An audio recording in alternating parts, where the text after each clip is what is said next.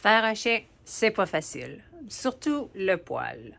Donc, c'est quoi les stratégies qui aident vraiment à réussir les poils? Bien, c'est plusieurs étapes. Dans cette vidéo-là, je te montre comment accomplir des poils réalistes de chien. La première chose, c'est t'assure-toi que ta forme est la bonne, que c'est le bon chien, que c'est les bonnes dimensions. Tes coups de pinceau sont très importants. Ça fait que dans ta structure, il faut toujours que tu donnes les coups de pinceau sur le bon sens, puis choisir les couleurs réelles de fond qu'on retrouve en arrière des poils. Lorsque tu as accompli tout ça, c'est à ce moment-là que tu peux rentrer dans les petits détails puis commencer à créer les poils.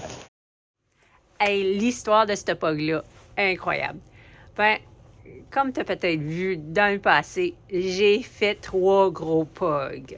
J'ai fait une grande série. Puis ça, c'était avant Noël. Puis là, je viens juste de me faire contacter pour faire un autre chien. Puis j'avais seulement environ 12 jours pour le faire. Puis j'étais comme, wow, est-ce que je suis capable? Un chien, probablement. Mais quand j'ai vu la photo, puis c'était un pug, ben là, j'étais comme, je suis capable. Envoie, on y va, puis je vais réussir. Donc, voici Daisy. Malheureusement, Daisy n'est plus avec nous, mais elle va apporter beaucoup de joie à ses parents. Puis, c'était vraiment un beau cadeau que la famille donne à des gens très spéciaux. J'ai fait la base de la couleur. Maintenant, je fais tous les petits coups de poil. Mais je vais dans les valeurs moyennes. Pas les plus pâles, pas les plus foncés. Pour bien réussir mes poils, ma peinture doit être assez fluide. Si elle n'est pas assez fluide, ça va faire un paquet de picots comme ici. Dans le plancher, ça ne me dérange pas. Mais un poil, c'est un coup continu qui ne s'arrête pas. Donc, je veux vraiment que ma peinture soit fluide, puis elle se propage bien sur ma toile. Je donne des petits coups légers et soulevés. Donc, je m'engage, je lève. Comme ça, le début, c'est un petit coup et ça finit avec un petit fin de filament. Je touche juste pour dire la toile. Je me rappelle le sens de la pousse de ces poils-là. Elle doit être identique à mon image référence. J'y vais avec un pinceau magané et je donne mes petits coups, commençant de l'extérieur et en allant vers l'intérieur. Je regarde constamment mon image référence pour m'assurer que mes coups de pinceau sont sur le bon sens. Ici, c'est la valeur moyenne. Je vais faire attention, juste des petits coups. Je vais aller maintenant définir les poils les plus foncés et rehausser certaines ombrages. Pour m'aider pour la définition des poils, j'utilise le noir ivoire qui est plus brillant mais qui est très transparent, qui fait que je vois le travail de mes couleurs en arrière de mes poils. Là, c'est pas nécessairement de faire un poil foncé, mais aller faire l'ombrage ou la couleur qui est en arrière des poils. Lorsque je donnais mes coups de pinceau, je pensais toujours au sens de la pousse de ces poils-là. Ce coup de pinceau-là va paraître avec mon noir, qui va juste comme ça va rentrer dans les petits creux, puis ça va redéfinir. Ça regarde ici, on s'ajuste l'air d'une grande couleur, mais vraiment, il y a beaucoup de coups de poil, là. Donc, j'allais redéfinir dans cette région-là.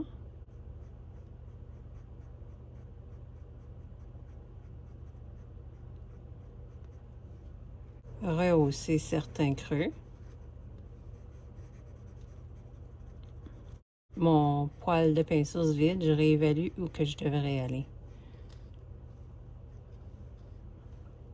Il est quasiment vide, donc là, je peux aller où il y a plus de clarté. Puis, ça me permet de faire une définition chaque coup de poil. Cette région ici, on voit pas que c'est des poils. de chien. Donc, je vais aller... Mon pinceau est quasiment vide. Je vais aller redéfinir.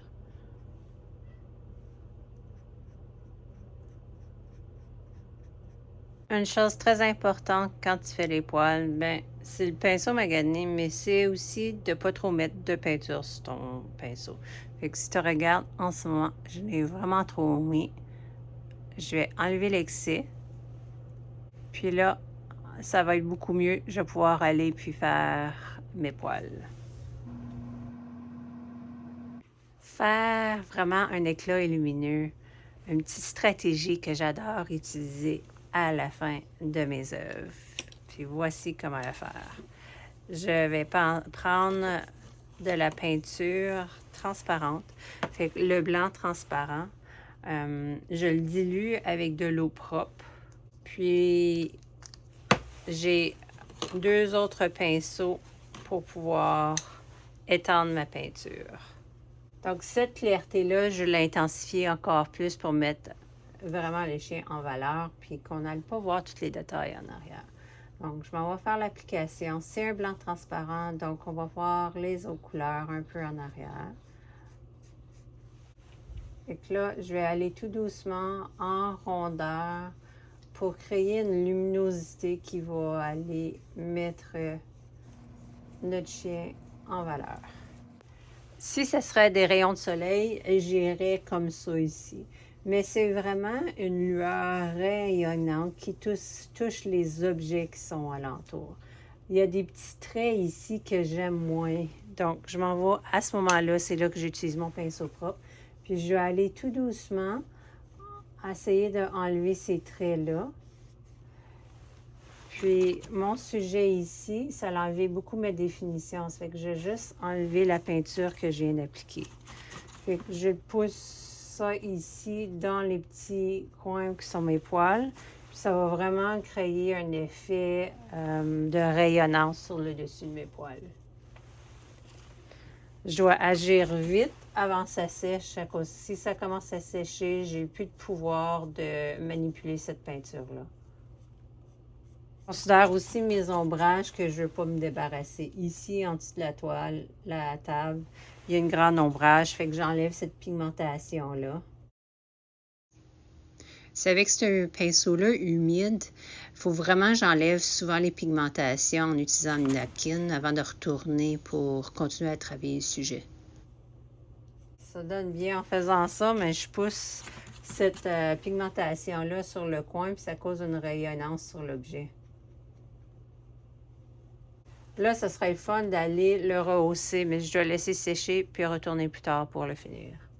Mais ça s'en vient bien. Maintenant, c'est le temps de trouver la magie du blanc. C'est un blanc pur, c'est le seul temps que j'utilise un blanc vraiment pur en général quand je travaille sur le sujet. Je le mets encore sur mon pinceau qui est vraiment magané. Puis je vais aller toucher à certaines places qui va être vraiment rayonnant. Tu peux utiliser vraiment un plus petit pinceau. Moi, j'utilise vraiment le petit bout.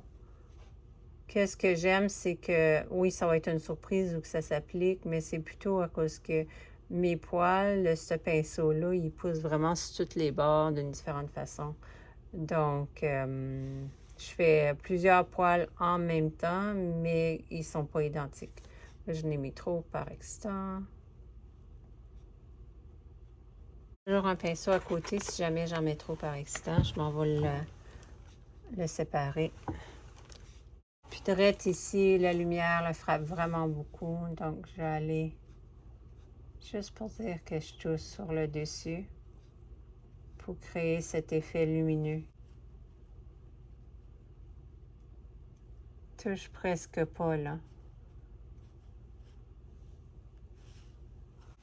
Bon, maintenant, je veux la précision que ces petits poils de rien, je vais aller chercher mon petit pinceau. Ces poils-là sont vraiment pas blancs, là. C'est vraiment un blanc pur, mais avec la clarté qui frappe, ils viennent vraiment pâles et blancs.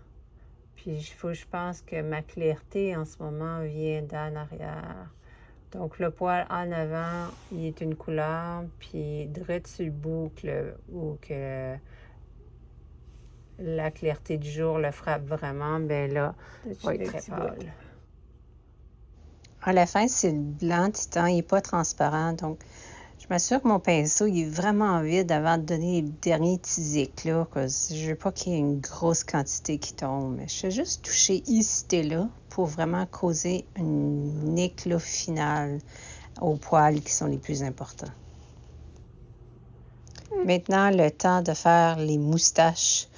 Il faut vraiment que je m'assure que ce blanc titan-là soit très dilué avec de l'eau. Je veux vraiment que mon cou soit souple puis continu, que la peinture s'applique très doucement. Ce blanc-là n'est pas transparent. Donc, les couleurs que tu as fait en arrière vont disparaître. C'est pour ça qu'il faut vraiment que je fasse attention à ne pas exagérer dans ma quantité. Sans ça, je vais perdre la définition puis le travail que j'ai fait. Depuis le début, c'est petites couches par-dessus petites couches par-dessus petites couches. Puis ça me permet de faire des coups souples de cette façon-là. Parce que si j'aurais fait des grosses quantités, quand je glisserais mon pinceau, il resterait pris sur les places où j'ai mis trop de peinture. Mais là, c'est tout souple, ça glisse très bien.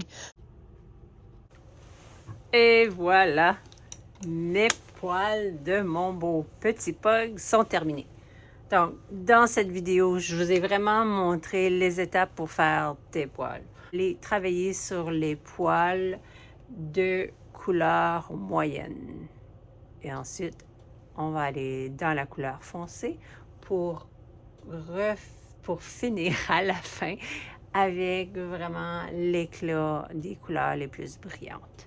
Mais ça aussi, ça prend du temps, ça prend de la patience. Puis, ça l'aide à avoir un pinceau qui est bien magané pour rendre la vie un petit peu plus facile. Avec ça, je vous laisse, puis je te souhaite une bonne chance avec ta création de ton animal de compagnie. Puis, prends ton temps, la main sur le pinceau. Avec un vieux pinceau, ça va vraiment t'aider à le réussir. Envoie-moi une photo, j'aimerais tellement voir ça, ton cheminement puis ton progrès.